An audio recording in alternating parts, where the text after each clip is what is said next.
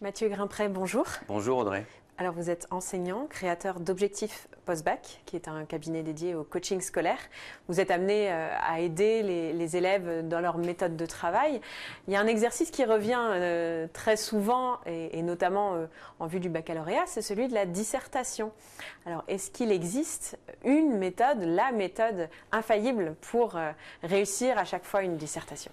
Je ne sais pas s'il existe une méthode infaillible, mais en tout cas, celui qui s'attaquerait à une dissertation sans avoir les cases bien fixées, bien rangées dans sa tête, autrement dit, sans avoir une méthode à suivre, il irait au-devant de quelques difficultés. Alors, moi j'ai une méthode qui vaut ce qu'elle vaut, c'est ce que j'appelle la méthode des 3 R. La rédaction, la réflexion et la réponse. La rédaction d'abord parce que le produit dissertation, l'objet, c'est une copie du papier et des mots posés sur le papier. Et là, il faut que la rédaction soit irréprochable.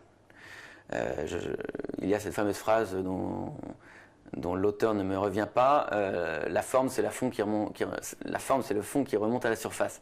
Donc il faut que la forme soit parfaite, orthographe, syntaxe, grammaire, précision du vocabulaire, etc. Ensuite, la réflexion. La réflexion. Il faut évidemment que la réflexion soit structurée.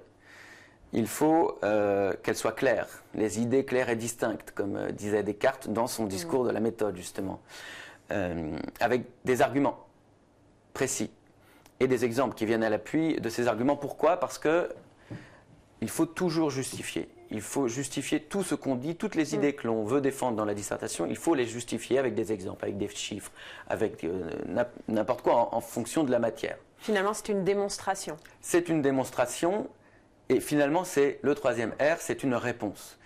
Ce qui est au cœur de la dissertation, c'est ce qu'on appelle la problématique, autrement dit une question. On s'affronte à une question. Dans le cadre d'une dissertation, évidemment, ce n'est pas une question fermée. On n'y répond jamais par oui ou par non. Sinon, la dissertation serait un timbre-poste. Et d'ailleurs, on n'y répond jamais de manière exhaustive. Mais ce n'est pas parce qu'on n'y répond pas de manière exhaustive qu'il ne faut pas tout faire pour y répondre de manière convaincante. Et ça, c'est fondamental. Il faut vraiment se placer dans la perspective de quelqu'un qui pose une question et qui va essayer de relever le défi d'y répondre.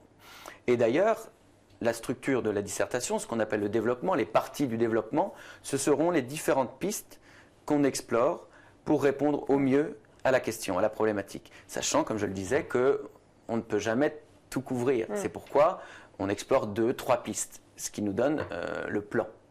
Mais par quoi est-ce qu'on commence? Certains vont plutôt conseiller de commencer peut-être par alors la problématique souvent, parfois commencer même par la conclusion. Comment on organise un peu son travail? Le gros travail, c'est l'introduction. Parce que l'introduction, ce n'est pas seulement ce qui permet d'entrer dans la dissertation, ce qui annonce la dissertation, c'est l'embryon de la dissertation. C'est-à-dire que toute la dissertation est contenue dans l'introduction. Et d'ailleurs, j'en veux pour preuve que quand certains correcteurs ont des centaines de copies à corriger et qu'ils sont en retard, ce qui peut arriver à certains correcteurs, ils regardent l'introduction. Ils ne regardent pas que ça, mais en analysant l'introduction, ils sont en mesure de dire si la dissertation est sur les bons rails. Alors moi, ce que je fais, je prends un papier, un stylo, j'écris le sujet in extenso sur la feuille, et je place des tirets, premier mot, un tiret, deuxième mot, un autre tiret, troisième mot, un autre tiret. Et puis, j'analyse chacun de ces termes, tous les termes du sujet en fin de compte. Qu'est-ce que ça veut dire analyser? Ça veut dire déconstruire, émietter, pour pouvoir prendre chaque élément l'un après l'autre. Et moi, je fais ça en disant que je bombarde le sujet avec des tas de questions. Des questions de type qui, quoi, où, comment, Oui, comment. Les questions les plus simples sont les meilleures. Pourquoi? Parce que ce sont les questions attendues et de toute façon, on peut rarement s'attaquer à des questions plus complexes dans le cadre d'une dissertation d'examen qui dure 2h30 ou 3 ou 4 heures. Donc par exemple, je prends l'exemple du rôle des femmes à Athènes. Sujet d'histoire. Sujet d'histoire, c'est le programme de seconde, premier chapitre de seconde sur l'Antiquité, sur la citoyenneté dans l'Antiquité. Et je prends le mot rôle, je prends le mot femme, et je prends le mot Athènes. Et là, chacun de ces mots, je vais entre guillemets les bombarder de questions. Le rôle. Quel rôle? Où? Dans quel lieu? À un moment particulier, c'est-à-dire quand? Comment? Est-ce qu'il y a une manière particulière de remplir ce rôle? Voilà, des questions toutes simples. Quoi, comment, où, quand? Idem pour femme. Qu'est-ce qu'une femme? Où trouve-t-on une femme? Où exerce-t-elle ses activités? Quand devient-on une femme? Quand on est épouse, quand on est mère, c'est le contexte athénien. Et puis Athènes, c'est une communauté civique, bien sûr, c'est une communauté d'habitants, c'est une communauté politique. Donc il faut finalement résumer toutes les dimensions voilà. propres à chaque terme. Exactement, et ainsi on obtient des tas de questions. Ces questions, ensuite, soit il y en a une qui va émerger parce qu'il y a un thème important qui émerge, par exemple ici, la fonction des femmes, ou alors un autre thème très important, la femme comme mère et comme épouse de citoyens à Athènes.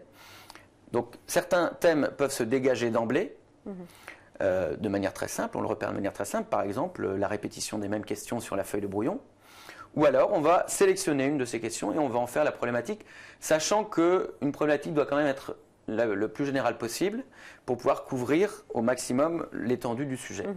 Et ayant notre problématique, on peut ensuite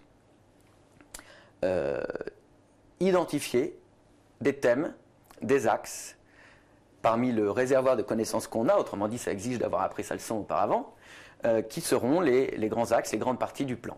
D'accord, qui vont permettre ensuite de dérouler cette réponse qu'on attend. Dérouler la réponse de manière la plus simple et la plus précise possible.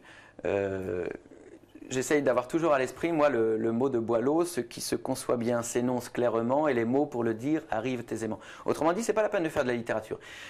Une dissertation, ce n'est pas quelque chose qui doit plaire, qui doit susciter l'émotion esthétique. Une dissertation, c'est quelque chose qui doit convaincre. Autrement dit, ça doit susciter l'adhésion intellectuelle, si j'ose dire. Être efficace. Être efficace. Apporter une réponse, sachant qu'elle ne sera jamais exhaustive, mais le sujet, tout le sujet, rien que le sujet. Et d'ailleurs, ça nous emmène à l'un des écueils les plus...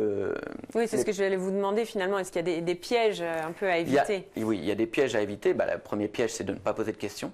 Autrement dit, de se lancer dans une analyse de sujet qui soit trop statique. La paraphrase finalement. La paraphrase, exactement. Une paraphrase, évidemment, comme toute paraphrase, la plupart du temps, c'est une espèce de grenadine insipide.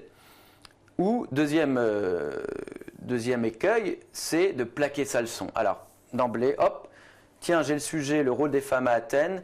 Ah, je me souviens vaguement de ce que mon prof a dit ou de ce que j'ai lu dans mon manuel sur les femmes, et je déroule tout. Charge ensuite au correcteur de remettre les propos dans le bon sens.